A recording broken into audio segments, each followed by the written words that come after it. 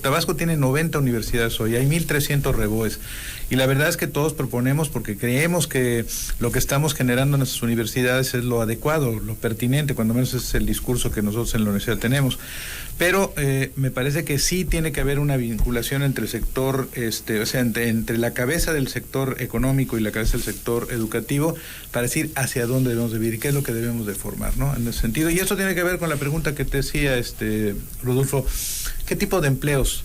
¿Qué figura tenemos que tener en el contexto de que hoy estamos de inteligencia artificial, de componentes? Todavía el home office sigue viviendo estas preocupaciones que tienen los empresarios por estas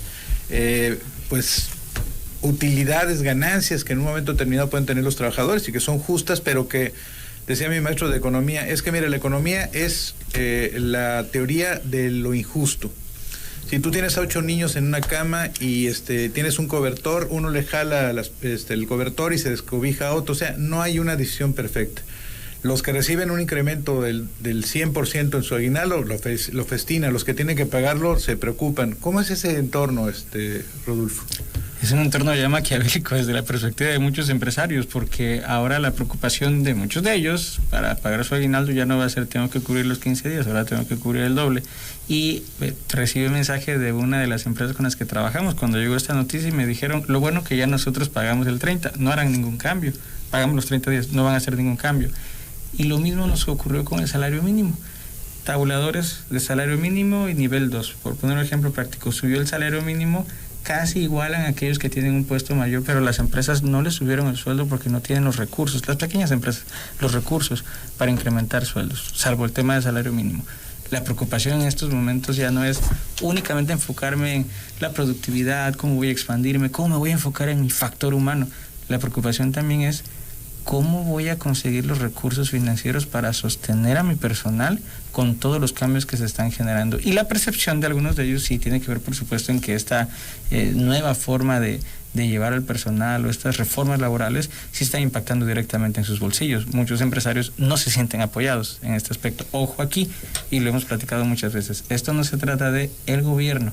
Esto se trata de que, como usted bien mencionó, México históricamente se encuentra desfasado frente a otros países con los días de trabajo, con el salario, con la forma en que nosotros llegamos al recurso humano, como no estamos habituados a ello, y el cambio no ha sido paulatino, sino que ha sido de impacto para muchos de ellos, definitivamente se genera esta preocupación. Y que tiene que ver también con acuerdos internacionales, el claro. Tratado de Libre Comercio, no muchas no sobre el estrés, etcétera, derivan de esa cuestión, el que los sindicatos en un momento determinado tengan que consultarle a sus trabajadores, que haya una libertad, son cambios que se fueron dando de manera muy marcada en el entorno, o sea, era no un tema endógeno, sino exógeno, que en un momento determinado se estaba dando, ¿no? Por supuesto, en México nos tomó desde el proyecto borrador de la norma en 2016, de la 035, a su aplicación en 2018, 2 años, pero en Europa eso se estuvo estudiando desde los 80s, 90s, y se implementó de una forma paulatina que permitía analizar realmente los riesgos psicosociales. Aquí muchas empresas se preocupan porque no los multen por no aplicar la norma 035. Es un tema nuevamente reactivo y no preventivo. Y vinculándolo al tema de la universidad, sí, por supuesto que hay muchos empresarios que quieren acercarse a la parte educativa, a las instituciones, solamente que cometemos el error, tal vez por psicología del mexicano, de llegar ya al producto final. Ya llegamos a buscar a los recién egresados que están a punto de salir, no desde la base. Muy pocas instituciones tienen, a lo mejor algunas privadas sí, desde nivel primaria tienen estas ferias de empleo. Yo asistí a una de nivel primaria y era una maravilla, pero son contadas y no están los empresarios tampoco. Entonces queremos enseñarle a nuestros niños cómo emprender, pero no sabemos desde la base de la enseñanza y lo que se les está transmitiendo cómo debe hacerse y cómo es esta experiencia de aquellos que ya lo han hecho. Entonces se necesita la vinculación, pero desde la base, no solo en las universidades, que también hace falta. ¿Cómo un el liderazgo destructivo puede en un momento determinado truncar un proyecto y además una posibilidad de transitar a algo mejor? Por desconocimiento de las funciones del puesto, por falta de habilidades y por enfoque en sus intereses personales. Un líder destructivo no es solo negativo, ya eso va como de base.